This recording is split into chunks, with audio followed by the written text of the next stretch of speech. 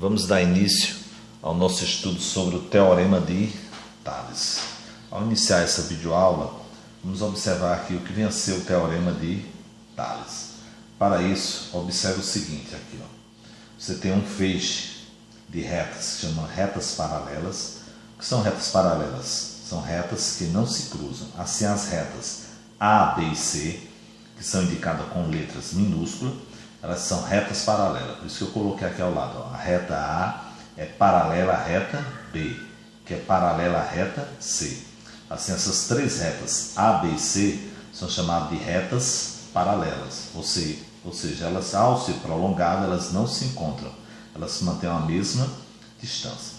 Já a reta T e a reta R, indicado com essas letras minúsculas, são chamadas de retas transversais. Porque essas retas, ao se prolongarem, elas vão se encontrar. Essas são retas transversais. Assim, dentro do Teorema de Tales, vamos prestar atenção sempre nisso. Você tem um feixe de retas paralelas, determinadas sobre duas transversais quaisquer. Aí vamos trabalhar o quê? Com segmentos proporcionais. Assim, sempre esse feixe de retas paralelas com essas duas transversais, você forma o quê? Segmentos proporcionais. Aí isso é que dá origem ao chamado Teorema de Tales. Assim, dentro do Teorema de Tales, você tem os segmentos proporcionais. Quem são eles?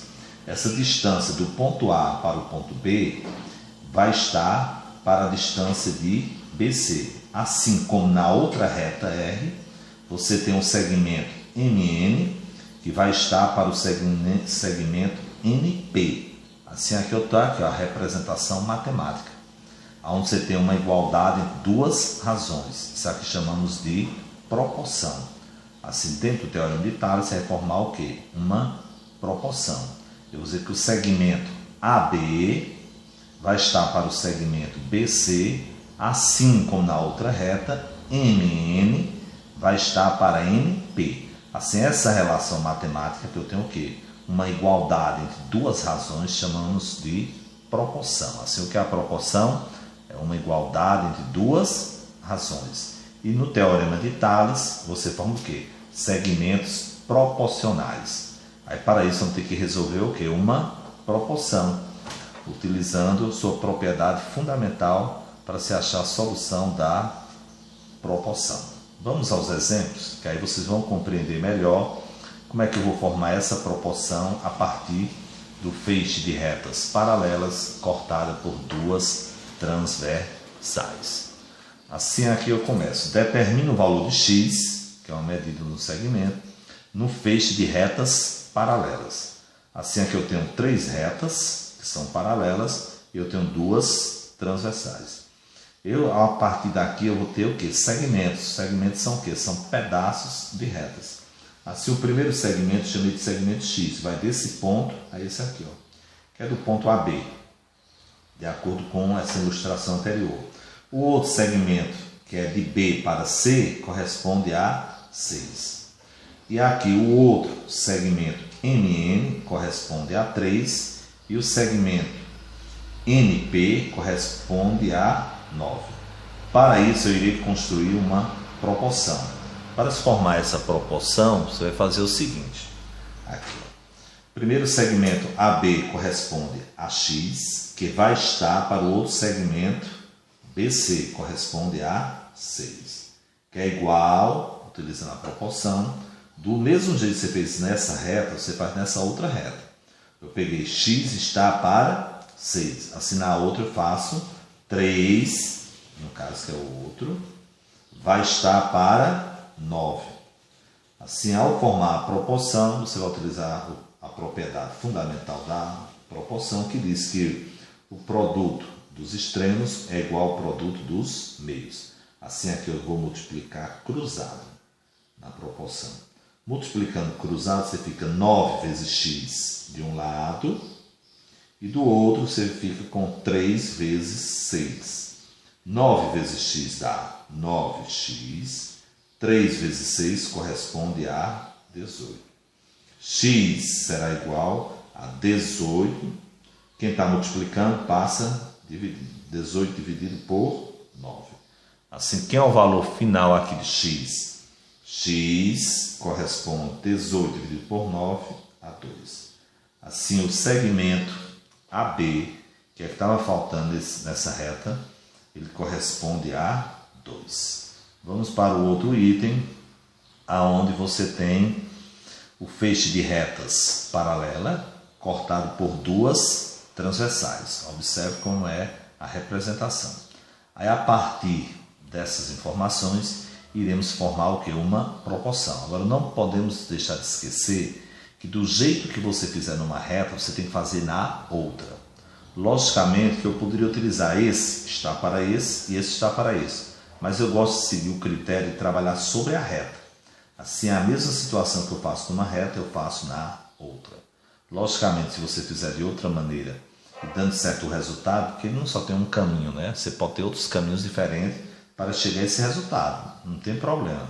Pode fazer tranquilamente. Agora, vamos aplicar essa forma que eu estou orientando nesse outro item B.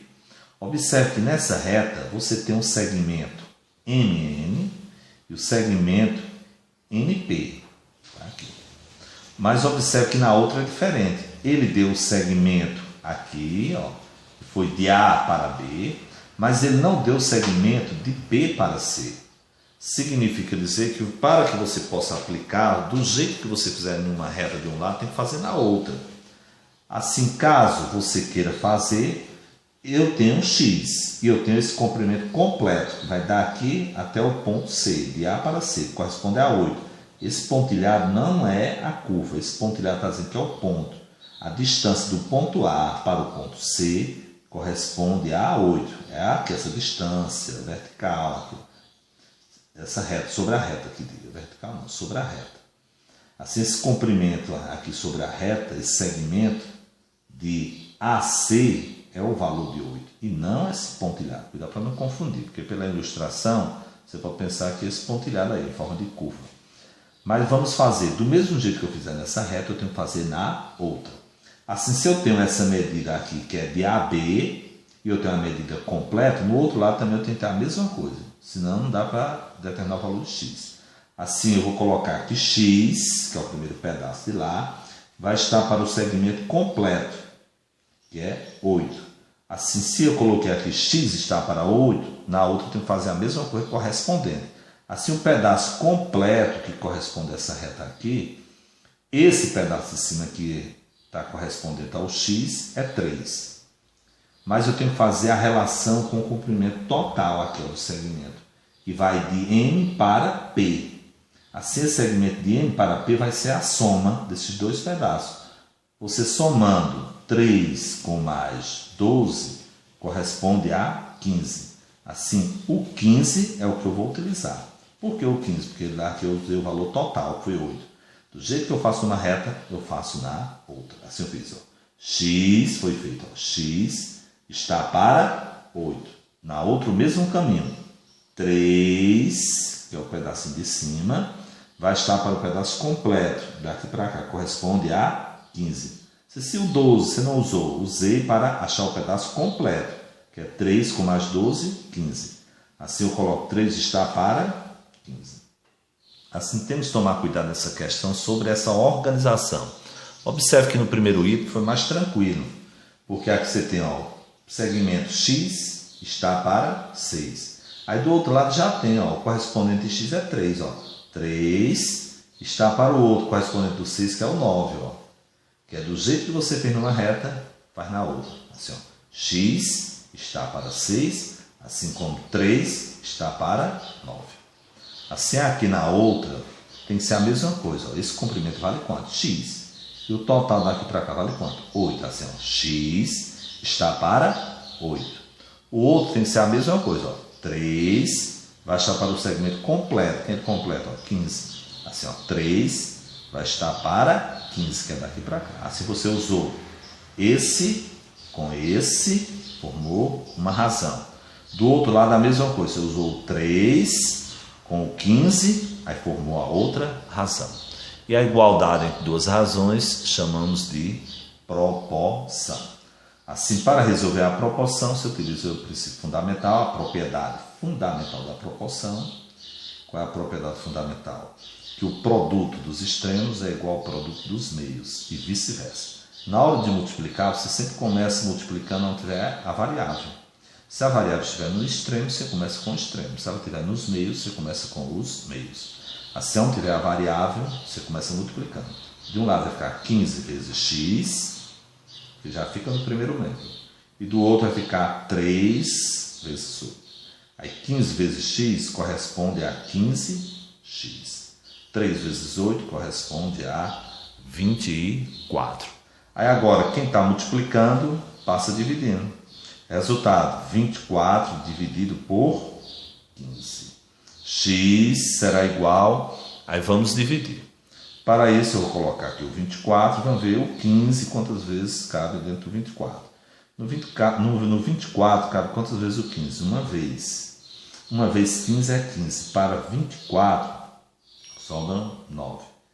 Aqui o 9 é menor do que o 15. Aí você coloca um 0 e acrescenta vírgula. No 90 cabe quantas vezes o 15? Cabe 6 vezes o 15. Porque 6 vezes 15 corresponde a 90. 15 mais 15 mais 15 mais 15, 6 vezes, você vai achar o valor 90. Aí 90 para 90, nada. Assim você multiplica e subtrai. Veja como foi feito. 24 dividido por 15 corresponde a uma vez. Uma vez 15 é 15. Para 24 sobram 9. Assim multiplica, subtrai. Como aqui você não tem mais casas decimais para poder descer, mais nenhum algarismo, você acrescenta um 0 e uma vírgula no quociente. Aí fica 90 dividido por 15. No 90 cabe quantas vezes o 15? 6 vezes. Aí 6 vezes o 15 é 90. 90 para 90, nada. Você multiplica e subtrai. Pronto, deu um valor decimal exato. Assim deu 1,6. Esse 1,6 é o segmento que vai do ponto A ao ponto B. Assim aqui, estamos vendo essa primeira videoaula, né? Essa introdução inicial sobre o estudo chamado o quê? Teorema de Tales. Não esqueça, no Teorema de Tales você vai formar o quê? Uma proporção, porque você vai ter segmentos proporcionais. E para isso você tem que ter o quê? Um feixe de retas paralelas cortado por transversais. Assim, se você tem retas paralelas cortadas por transversais, você pode construir uma proporção. E não esqueça, da mesma forma, quando for construir a proporção do jeito que você faz em uma reta, você faz na outra.